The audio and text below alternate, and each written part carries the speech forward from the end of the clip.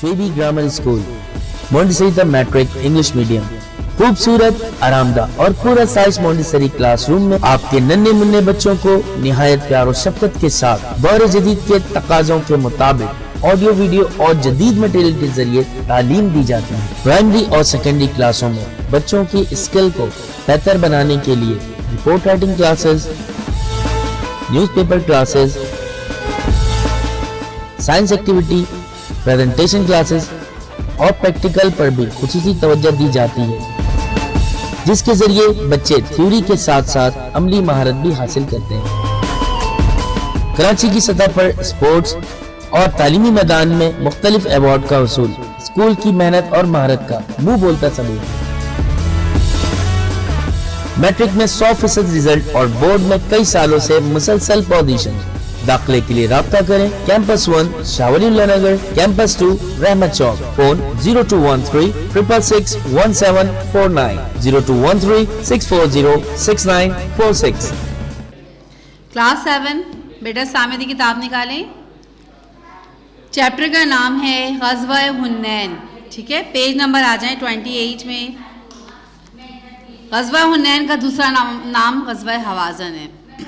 اسے غزوہ حنین کیوں کہا جاتا ہے؟ کیونکہ یہ حنین کے مقام پر لڑی گئی تھی، اور غزوہ حوازن بھی اس لیے کہا جاتا ہے کیونکہ یہ حوازن قبیلے کے درمیان لڑی گئی تھی اور ان کے خلیفوں کی۔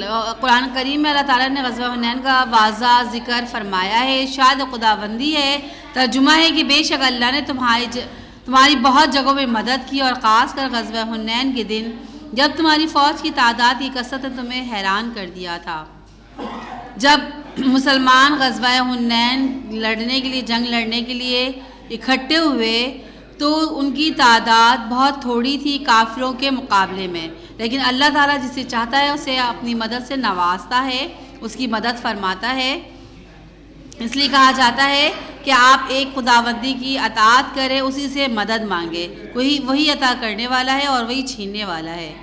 اللہ تعالیٰ نے، کیونکہ یہ نکلے تھے اللہ کی سربلندی کے لیے نکلے تھے، ان کے لیے جنگ کر رہے تھے، تو اللہ تعالیٰ نے ان کی مدد فرمائی، اور ان کی ایک کم تعداد، وہ خود مسلمان دیکھ کے حیران تھے کہ ہم تو تعداد میں کم تھے، یہ ڈبل کیسے ہو گئے۔ اللہ تعالیٰ نے غیبی مدد کر کے فرشتوں کو ان کے ساتھ جنگ پہ اتار دیا تھا۔ بنو حوازن مکے سے تقریباً 50 میل کی مسافت پر رہتے تھے۔ یہ بہت بہادر اور دلیر قبیلہ تھا۔ جنگی چالوں اور تیر اندازوں میں ان کو خاص مہارت حاصل تھی۔ اس قبیلے نوجوان کی تعداد بہت زیادہ تھی، دولت کی بھی فراوانی تھی۔ ان تمام چیزوں نے انہیں کیا مغرور اور متکبر بنا دیا تھا۔ وہ اپنے آپ کو قریش کے برابر سمجھنے لگے تھے۔ فتح مکہ میں قریش کی شکست کے بعد وہ عربوں کا سردار بننے کے خواب دیکھنے لگے تھے۔ ہمارے پاس طاقت بھی ہے، دولت بھی ہے، ہر طرح کی فراوانی اور مہارت بھی تھی، کیونکہ جنگی چالوں سے یہ بہت تیر اندازوں سے بہت زیادہ ان کو مہارت حاصل تھی، تو یہ اپنے آپ کو کیا مغروریت محسوس کرنے لگے تھے، بہت مغرور تھے یہ، اور یہ سمجھنے لگے تھے ہم قریش کے برابر ہیں۔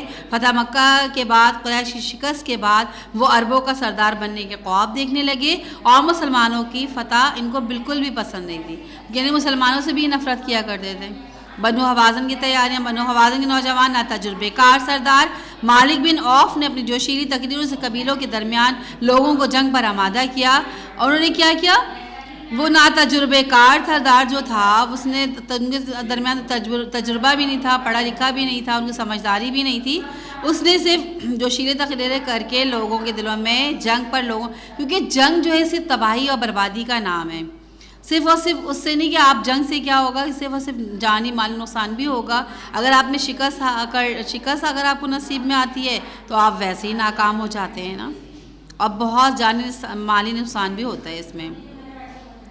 وادی حنین کے درہ اوطاس میں بنو حوازن اور بنو ثقیف کا لشکر جمع ہوا، ان کے ساتھ مال مویشی، بچے، بوڑھے، عورتیں بھی تھیں، جبکہ جنگ میں مال مویشی، عورتیں اور بچوں اور بوڑھوں کا لے جانا منع ہوتا ہے، ٹھیک ہے نا، اور ان کی حفاظت، یہ سوچ رہے تھے کہ وہ ہم جائیں تاکہ ان کی حفاظت اور ان کا جوش و ولولہ برقرار رہے، وہ اس لیے لے کر گیا تھا کیونکہ وہ ناتجربے کار تھا، اس لیے اس نے کیا کیا تھا، مال مویشی بھی اکٹھے کر لیے تھے، بچے بھی، بوڑھے بھی اور عورتیں بھی اکٹھے کر لی تھی۔ درید بن سما بنو حوازن کے ایک عمر رسیدہ سردار اور شاعر ورید بن سما کی خدمات حاصل کی تاکہ اس کی فہم فراست اور جنگی حکمت، کیونکہ یہ ایک ماہر تھے جنگی حکمت عملی ان کے پاس بہت زیادہ تھی، ان سے فائدہ اٹھانے کے لیے جب انہیں بلایا گیا، ان سے مشورہ لیا گیا تو انہوں نے یہ کہا کہ یہ مال مویشی بچے اور بوڑھے اور عورتیں لانا اسلام میں جنگ میں سخت خلاف ہے، اس کے میں مخالفت کروں گا اس کی، کیونکہ یہ ہمارے لیے بہتر نہیں ہے، میدان جنگ کے تقاضوں کا تجربہ بھی نہیں ہے، اور میدان میں جنگ میں مال مویشی بچے بوڑھے عورتیں لانا سخت غلطی ہے۔ میدان جنگ میں فتح تیر تلوار اور زور بازو سے ہوتی ہے، اگر ہمیں شکست ہوئی تو یہی مال مویشی بچے بوڑھے عورتیں ہمارے لیے ذلت کا سامان بنیں گے۔ درید بن سما نے مالک بن عوف کو نصیحت کرتے ہوئے کہا کہ ان سب کو واپس بھیج دو، لیکن مالک بن عوف نے درید بن سما کی رائے سے اتفاق نہیں ہے کہ ہنستے ہوئے یہ بوڑھا سٹیا گیا ہے، اسے لوگوں کو جنگ کے لیے تیار رہنے کا حکم دیا اور اپنے جاسوسوں کو مسلمانوں کی نقل و حرکت کی خبر گیری کے لیے روانہ کر دیا۔ مسلمانوں کی مکے سے روانگی کیسے ہوئی؟ مکہ میں بنو حوازن کی جنگی تیاریوں کی اطلاعات مسلسل پہنچ رہی تھی۔ آپ صلی اللہ علیہ وسلم نے فرمایا کہ بنو حوازن کے مکے کی طرف پیش قدمی سے ہر صورت میں روکا جائے۔ آپ صلی اللہ علیہ وسلم نے حضرت عبداللہ بن حضرت عثمہ کو بنو حوازن کی جاسوسی کے لیے روانہ کیا، ان کے ذریعے بنو حوازن خطرناک منصوبے کا علم ہوا۔ اس کے بعد آپ صلی اللہ علیہ وسلم 10,000 مہاجرین اور انصار صحابہ کرام اور 2,000 نئے مسلمانوں کے ساتھ 6 شوال 8 ہجری کو بنو حوازن کے مقابلے کے لیے نکلے۔ آپ صلی اللہ علیہ وسلم نے حضرت عتاب بن اسید کو مکے کا گورنر بنایا، کیونکہ ظاہر بات ہے آپ جنگ کے لیے جا رہے تھے تو انہوں نے اپنے پیچھے کن کو بنایا؟ حضرت عتاب بن اسید کو مکے کا گورنر بنایا۔ آپ صلی اللہ علیہ وسلم نے فوج میں چھوٹے بڑے جھنڈے تقسیم کیے، ایک پرجوش انداز میں اس کی تیاری شروع کر دی، چھوٹے بڑے جھنڈے تقسیم کیے گئے اور اس سے جنگ سے لیس ہو کر جنگ کے لیے تیار ہو کر جب یہ لوگ اکٹھے ہوئے اور آگے بڑھنے لگے، ان کے جو کمانڈر آپ صلی اللہ علیہ وسلم نے سب سے آگے چلنے والے دستے کمانڈر حضرت خالد بن ولید کو بنایا تھا، ٹھیک ہے نا، وہ ان کی نمائندگی کر رہے تھے۔ وادی حنان میں جب مسلمانوں کی اتنی زیادہ سج دھج کی تیاری اور کثرت کو دیکھ کر مجاہدوں نے فخر سے کہا آج ہم پر کون غالب آ سکتا، اور یہی سب جو کلمات ہوتے ہیں یہ اللہ کو ناپسند ہے، ٹھیک ہے نا، غرور و تکبر کی جو کلمات ہوتے ہیں یقیناً ہمیں لے ڈوبتے ہیں، ٹھیک ہے نا، پتہ ہے آپ کو کہ اللہ پر ہی سب کچھ وہ کرنا چاہیے۔ جب مسلمانوں نے یہ بات کہی کہ اتنی سجدت دیکھی، اتنی تیاری دیکھی مسلمانوں کی، انہوں نے آپس میں کہنا شروع کر دیا، بعض مجاہدوں نے یہ فقریہ الفاظ تھے ان کے، اور دیکھا جائے تو یہ غرور تکبر میں ڈوبے الفاظ تھے کہ آج ہم پر کون غالب آ سکتا ہے، غالب آنے والی چیز تو موجود ہے نا، تو اللہ ہی چاہتا ہے نوازتا ہے اور وہی چاہتا ہے تو چھین لیتا ہے۔ یہ بات نہ اللہ کو پسند آئی اور نہ ہی رسول اللہ صلی اللہ علیہ وسلم کو۔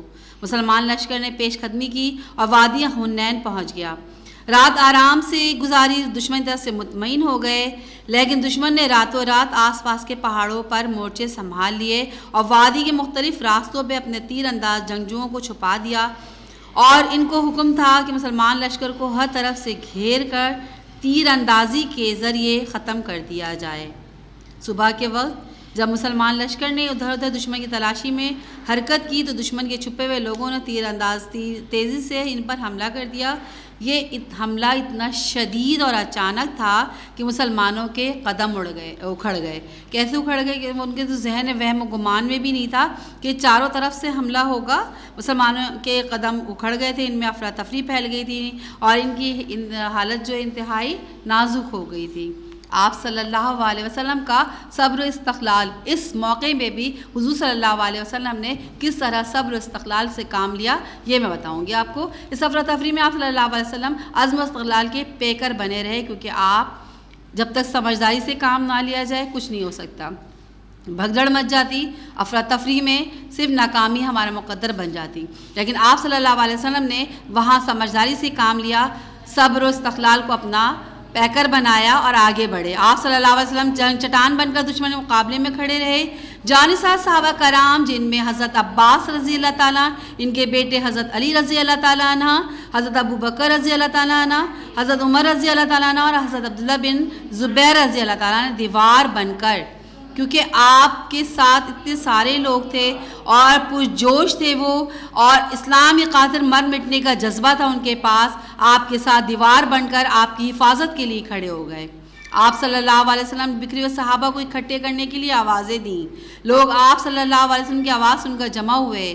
دوبارہ ایک دفعہ اپنے آپ کو متحد کیا، اکٹھے کیا اور اس بات کا جذبہ پیدا کیا کہ ہم دوبارہ کوشش کریں تو یقیناً کامیابی ہمارے قدم چومے گی. آپ صلی اللہ علیہ وسلم حنین میں مسلمانوں نے پلٹ کر بنو حوازن پر جوابی حملہ کیا. گھمسان کی لڑائی ہوئی. آپ صلی اللہ علیہ وسلم کی زبان مبارک سے نکلا کہ اب جنگ کا تنور گرم ہوا ہے، یعنی ہم پرجوش ہوئے ہیں اور ہمارے اندر ایک جوش و ولولہ پیدا ہوا ہے. اب ہماری طاقت کو کوئی نہیں، کیونکہ یہ اللہ بھی یہی چاہتا ہے کہ فتح یابی مسلمانوں کو حاصل ہو. مسلمانوں نے سر دھڑ کی بازی لگا دی. آپ صلی اللہ علیہ وسلم دوران جنگ اللہ سے دعا فرمائی، پھر مٹھی بھر مٹی لی اور اس پر شہد الوجوہ یعنی ان کے چہرے رسوا ہو جائیں پڑھ کر کفار کی طرف پھینک دیا. حضرت عباس رضی اللہ تعالیٰ عنہ فرماتے ہیں کہ مٹی کی پھینکنے کے بعد کافروں کا زور ٹوٹ گیا اور مٹی ہر کافر کی آنکھ پہ پہنچ گئی. حضرت قرآن کریم مٹی پھینکنے کے مناظر کو یہ بیان کرتا ہے. ترجمہ ہے، جب تو نے پھینکا تو تو نے نہیں پھینکا بلکہ اللہ نے خود پھینکا، یعنی تو نے اپنی مرضی سے نہیں پھینکا. کیونکہ ہم کوئی بھی عمل کر رہے ہوتے ہیں، کوئی بھی چیز کرتے ہیں تو بغیر اللہ کی اجازت کے نہیں کر رہے ہوتے. جب تک اللہ نے ان کو حکم نہیں دیا ہوتا ہے، اللہ نے انہیں وحی نہیں پہنچائی ہوتی ہے، جب تک یہ پیغمبر یہ نبی اپنی مرضی سے خود کوئی کام نہیں کیا کرتے تھے. کفار بھاگ گئے. کفار کا تعاقب آپ صلی اللہ علیہ وسلم نے ان کا تعاقب کا حکم دیا. بنو حوازن کا لشکر وادی سے 3 اطراف میں بھاگا. آپ صلی اللہ علیہ وسلم صحابہ کرام کو تعاقب میں بھیجا. انہوں نے بہت سے کافروں کو قتل کیا. مشہور سردار اور شاعر درید بن سما کا بھی قتل ہوا. اس میں غیبی مدد و مال غنیمت. غزوہ حنین مسلمانوں کی مدد کے لیے فرشتے اتارے گئے تھے، کیونکہ بغیر فرشتوں کے اتارے ہوئے اتنی کم تعداد میں کبھی بھی یہ فتح یاب نہیں ہوتے مسلمان. تو اللہ تعالیٰ نے مسلمانوں کو کامیاب کرنے کے لیے، سرخرو کرنے کے لیے، اسلام کا بول بالا کرنے کے لیے، کافروں کو شکست پہنچانے کے لیے اللہ تعالیٰ نے اپنی طرف سے ان کی فوج میں فرشتے اتارے تاکہ وہ تعداد میں زیادہ محسوس ہوں. ترجمہ ہے، پھر اللہ تعالیٰ نے اپنے رسول اور مومنوں پر اطمینان اور سکون اتارا اور تمہاری مدد کے لیے لشکر بھیجے تو جو تمہیں نظر نہیں آتے تھے، جو تمہاری مدد تو کرتے تھے لیکن جو تمہیں نظر نہیں آتے تھے. اس جنگ میں بہت سے کافر قیدی بنے جن میں مرد، عورتیں اور بچے شامل تھے. بہت سے مال غنیمت مسلمانوں کے ہاتھ آیا. آپ صلی اللہ علیہ وسلم نے مال غنیمت کو محافظ حضرت عبادہ رضی اللہ تعالیٰ بن بشیر اور حضرت مسعود بن عمرو کو مقرر کیا اور قیدیوں کی ذمہ داری حضرت بدیل رضی اللہ تعالیٰ بن ورقہ کو دے دی. اس کے بعد آپ صلی اللہ علیہ وسلم نے طائف میں بچے کچے کفار کے خلاف فوج کشی کا ارادہ فرمایا، کیونکہ اتحادی فوج کے کمانڈر اور بنو حوازن کے سردار مالک بن عوف طائف بھاگ گئے تھے.